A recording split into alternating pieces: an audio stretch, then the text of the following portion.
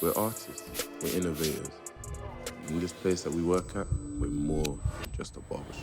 I wanted to make a quick breakdown video, sort of just going over a video I made for a barber, sort of the package I offered him and his business. Instead of just one standalone video, I kind of prepared a strategy of sort of 4 videos, sent over to him, literally just got it done now, so I thought, whilst it's still fresh in my mind, let me make a video on it.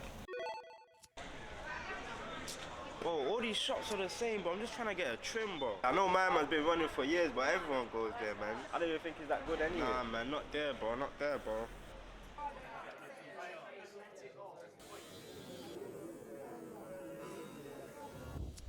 I might see something, you know. I want it. A barbershop is way more than just a place to get trimmed. It's a whole experience. Being a barber is more than just cutting hair. It's an art form. My tools, scissors, clippers, razors, they're all extensions of my hands. But barbering is also all about connection. Every client brings a different story. I listen, advise, and provide a moment of peace, a moment of magic. A barber isn't just someone who cuts hair. We're artists, we're innovators. In this place that we work at, we're more than just a barbershop. Talking about pressure. I ran through a memory card. This is the most I've ever shot, by the way. It was a 4-hour shoot. But yeah, I was there for quite a while. What I've learned is that physically, my body, I can't do 4 hours straight shooting. On paper, it sounds good and it sounds amazing. It sounds like, okay, cool. I'll just get in, get a lot of shots. It's good for them, it's good for me, because I offer a lot. And in my head, it's easy because time just goes like that. But I forgot how actually hard it is to shoot for 4 hours straight. The only break I had was when I went to the shop to get the SD card. But yeah, let me sort of break down the video. So the main sort of point of the video was to sort of make a sort of campaign video that the client can use to sort of promote his business, and he can chop it up so that he doesn't keep reusing the same sort of campaign video.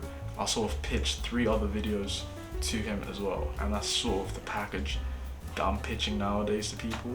And then I also offer photos with that as well. My sort of mindset nowadays is I'm not really there to just make a quick little check. I'm sort of thinking, okay, how can I actually help people? The packages I'm now offering, even though there's more inside the package and it might cost a bit more, it's actually helping them more. A campaign video plus 3 other videos plus photos for a higher price is much more effective than me just giving you one promo video, maybe take a couple screenshots of the video to use as photos for a slightly lower price. It's just a way more effective sort of way of, you know, helping brands, actually helping them. And I think that's very key in businesses. That's what I've learned, and that's what I'm still learning. We wanted the main campaign video to sort of be something different. I sort of settled on the slogan, More than just a barbershop. and we sort of wanted this sort of narrative thing to go throughout the whole video. We got a little like 30-second script about, you know, what it's like to be a barber. We sort of tweaked it here and there. So I actually got the client to then do a voiceover, and then I sort of put that into DaVinci, bit of EQ on his voice, and then I added another track and just added some reverb so that his voice had a bit more emphasis. Reverb just basically just like makes your voice stretch longer, so it sounds like you're in a room. You know, it sounds like I don't know, it just sounds a lot more spacey, and you add a lot more character to audio when you add reverb. I sort of had the backbone of the video. Once I had the audio, we shot a little narrative piece inside the store, and then sort of my job from then on was like, okay, I have this narrative piece, I have this sort of introduction, and then I have this sort of voiceover. I know I want some sort of climax to where we bring in the actual slogan at the end of the video, towards the end of the video anyways. And then my job was to sort of fill in the gaps in between that and sort of kind of make it interesting. So pacing, quick cuts. We wanted the color to sort of be a little more vintage, kind of lean a bit more heavy on the film emulation side. I mostly did just in-camera transitions, even the fast little hyperlapses, the time lapses, the sort of blurry movements, that was all done inside the camera. What I did do I saw a creator, I can't remember his name. Instead of just doing a hard cut, try slowing down your footage to 50% right before you speed ramp to give your match cut a little more flair. He sort of just reminded me that, yo, I need to use speed ramps. I need to use speed ramps just to connect my clips. So instead of just having boring cuts, I try to add these little like speed ramps in between just to make it flow a bit better. I had a couple shot types that I wanted to be really interesting. I only managed to fit in a few of them.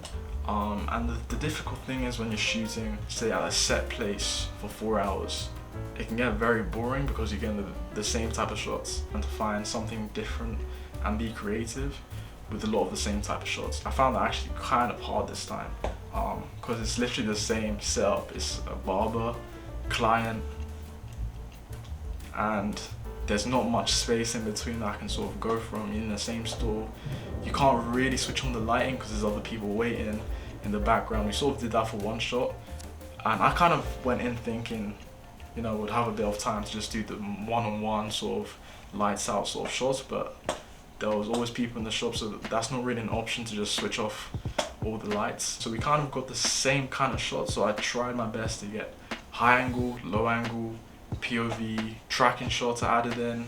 I did a couple time lapses, a lot of gimbal stuff, panning up, panning down, a lot of orbits. So yeah, I tried to be really creative with it as much as I could. Hopefully it turned out good. I think it's actually time I invest in a zoom lens. In the comments, let me know the best zoom lenses to get for Sony cameras, because I shot all of this on a 40mm and the 50mm.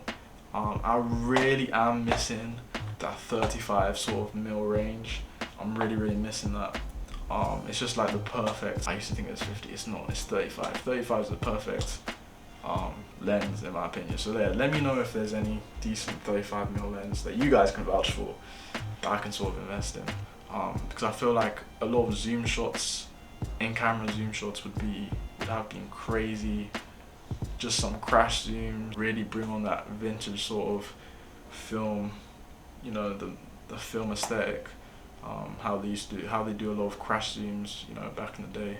A question you might be asking is, how can you add variation to sort of static shots, or to boring shots, or to if you're shooting in a same place for a long time? Planning is so important. I explained it on a video as well. At least I had something to fall back on. I had a list of POV shots that I could do. So when it got to the end and when it was actually time for me to wrap up, I actually stayed 10 minutes longer because I had this idea of doing a POV shot, and I sort of had a lot of those listed down to sort of avoid being stuck and to sort of avoid feeling like you're getting the same sort of shots over and over again. Inspiration is very big.